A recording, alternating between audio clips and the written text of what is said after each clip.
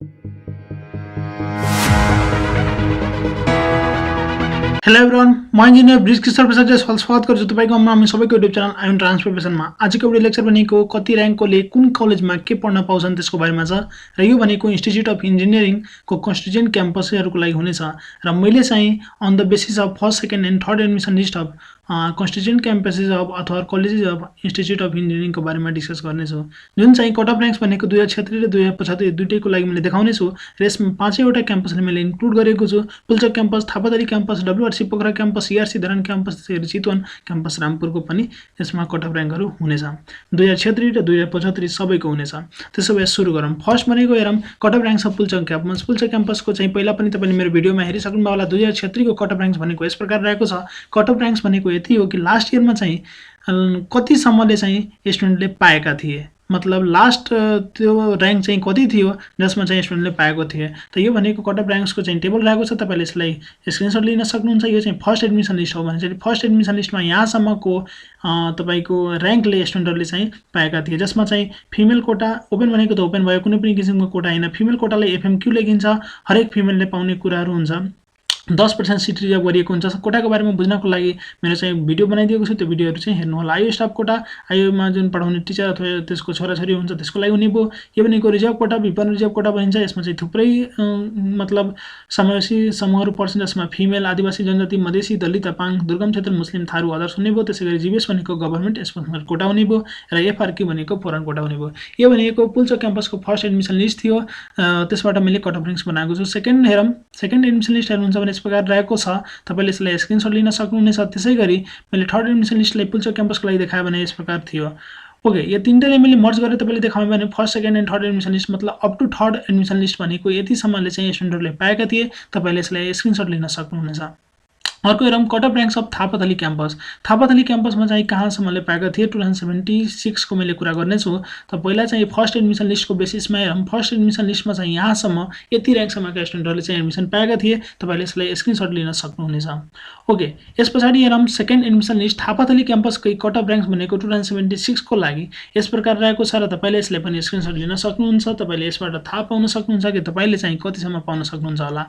त्यसैगरी third admission list भनेको थापाथली क्याम्पसको यस प्रकार रहेको छ। त्यसैगरी मैले चाहिँ यदि तीनटैले मर्ज गरे भने फर्स्ट सेकेन्ड एन्ड थर्ड तीनटै एडमिसन लिस्टले चाहिँ यस प्रकार हुन आउँछ। यो भनेको थापाथलीको लागि हुने भयो। त्यसैगरी तपाईले cut off ranks of WRC Pokhara क्याम्पसको लागि हेर्न चाहनुहुन्छ भने त्यो भनेको यस प्रकार हुन आउँछ। फर्स्ट एडमिसन लिस्ट हेर्दाखेरि यस प्रकार आएको थियो, यति सम्मले स्टुडेन्टहरुले चाहिँ फर्स्ट एडमिसन लिस्टमा एडमिसन पाएका थिए। त्यसै भए सेकेन्ड हेरौँ त, सेकेन्ड एडमिसन लिस्ट भनेको यस प्रकार रहेको छ, यति सम्मका स्टुडेन्टहरुले चाहिँ सेकेन्ड एडमिसन लिस्टमा चाहिँ एडमिसन पाएका थिए। त्यसैगरी यदि मैले थर्ड एडमिसन लिस्टको कुरा गरे भने पोखराको लागि नै यस प्रकार हुन आउँछ र तपाईले यसलाई स्क्रिनशट लिन सक्नुहुनेछ। यदि मैले तीनटैले मर्ज गरे भने यस प्रकार हुन आउँछ र यो भनेको तपाईले स्क्रिनशट लिएर राख्नु होला। यसबाट चाहिँ तपाईले पोखराको लागि थाहा पाउन सक्नुहुन्छ कि कति र्याङ्कसम्म तपाईले के पाउन सक्नुहुन्छ भनेर। ओके, त्यसो भए यसपछि हेरौँ धरान क्याम्पसको लागि 2076 के यदि मैले कट अफ र्याङ्क्सको कुरा गरे भने मैले चाहिँ यसमा तीनटै मर्ज गरेको छु, first second and third admission list. त्यसै भए त्यो भनेको यस प्रकार हुन आउँछ। यसमा मैले तीनवटा कुरा देखाएको छु, ओपन, फिमेल कोटा र विपन्न रिजर्भ कोटाहरुको मात्रै। र विपन्न रिजर्भ कोटा मित्र सबै जे पर्छन् त्यो सबैको लागि जुन चाहिँ लास्ट र्याङ्क कति थियो त्यो भनेको यस प्रकार रहेको छ। तपाईले यसलाई स्क्रिनशट लिन सक्नुहुनेछ। धरानको लागि धेरै नै रिक्वेस्ट आएको थियो स्टुडेन्टबाट।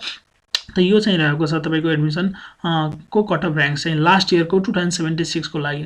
त्यसैगरी यदि तपाईले cut off rank Chitwan engineering campus रामपुरको लागि हेर्न चाहनुहुन्छ भने 2076 को लागि फर्स्ट एडमिसन लिस्ट हेर्दाखेरि यस प्रकारको थियो। तपाईले थाहा हुनुपर्छ कि चितवन इन्जिनियरिङ क्याम्पसमा आर्किटेक्चर मात्रै छ, रेगुलर र फुल फी। त्यसो भए त्यसमा चाहिँ यस प्रकारको स्टुडेन्टहरुले यतिसम्म र्याङ्कसम्मले पाएका थिए।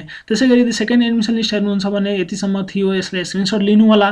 त्यसैगरी थर्ड एडमिसन लिस्ट हेर्न चाहनुहुन्छ भने थर्ड एडमिसन लिस्ट भनेको यस प्रकार मतलब कट अफ र्याङ्क भनेको यतिसम्मले पाएका थिए। अब यदि मैले तीनटैले मर्ज गरे भने first second and third admission list भनेपछि यस प्रकार हुन आउँछ र यो भनेको हाम्रो चितवन इन्जिनियरिङ क्याम्पसको कट अफ र्याङ्क्स हुने भयो थर्ड एडमिसन लिस्टसम्म। त्यसो भए मैले चाहिँ के गर्छु भन्दाखेरि अब पुल्चोक, थापाथली, WRC पोखरा, ERC धरान, त्यसैगरी चितवन क्याम्पस पाँचैवटा क्याम्पसहरुको तपाईले 2076 को लागि मैले चाहिँ पहिला हेराउन गइरहेको छु। त यो हो first second and third admission list तीनटैले मर्ज गर्दाखेरि पुल्चोक क्याम्पसको। त्यसैगरी थापाथली क्याम्पसको हेर्न चाहनुहुन्छ भने यो हो, यसलाई स्क्रिनशट लिनु होला। त्यसैगरी तपाईले यदि WRC पोखरा हेर्न चाहनुहुन्छ भने यो चाहिँ हो, तीनटै एडमिसन लिस्ट मैले मर्ज गरेको छु। अब अर्को हेरौँ ERC धरानको लागि तीनटै एडमिसन लिस्ट मर्ज गरिसके पछाडि यो आएको छ, यसलाई पनि स्क्रिनशट लिनु होला। त्यसैगरी चितवन इन्जिनियरिङ क्याम्पसहरूको लागि हेर्न चाहनुहुन्छ भने यो चाहिँ हुने भयो, यसलाई स्क्रिनशट लिनु होला। यो 5 वटा क्याम्पस हुने भयो कन्स्टिट्युएन्ट क्याम्पसको कट अफ र्याङ्क्स 2076 को। अब चाहिँ मैले के गर्छु भन्दाखेरि यो सबैले चाहिँ मर्ज गर्छु, सबैले एउटै टेबलमा ल्याउन कोसिस गरेको छु मैले। त्यो चाहिँ हल्का सानो हुन आउँछ, तपाईले चाहिँ बुझ्न कोसिस गर्नु होला। यदि मैले 2076 को कट अफ र्याङ्क सबै क्याम्पसहरूको सबै फ्याकल्टीको एउटैमा मर्ज गरे भने यस प्रकार हुन आउँछ र यसले चाहिँ स्क्रिनशट लिन चाहिँ नबिर्सिनु होला। यसबाट चाहिँ तपाईले सबै क्याम्पसको सबै फ्याकल्टीजको र कोटाहरूको पनि हेर्न सक्नुहुनेछ। जसरी चाहिँ मैले हल्का चाहिँ पहिला यस्तै हेराउँछु र त्यसपछि मैले तपाईहरुले जुम गरेर पनि देखाउने छु। हेर्न सक्नुहुन्छ पुल्चोकको लागि यस प्रकार रहेको छ र यहाँ चाहिँ तपाईले हेर्न सक्नुहुन्छ कुन कुन फ्याकल्टीजहरु छ भनेर। त्यसैगरी थापाथलीको लागि, त्यसैगरी पोखराको लागि, त्यसैगरी धरानको लागि, त्यसैगरी चाहिँ तपाईले चितवनको लागि पनि हेर्न सक्नुहुनेछ।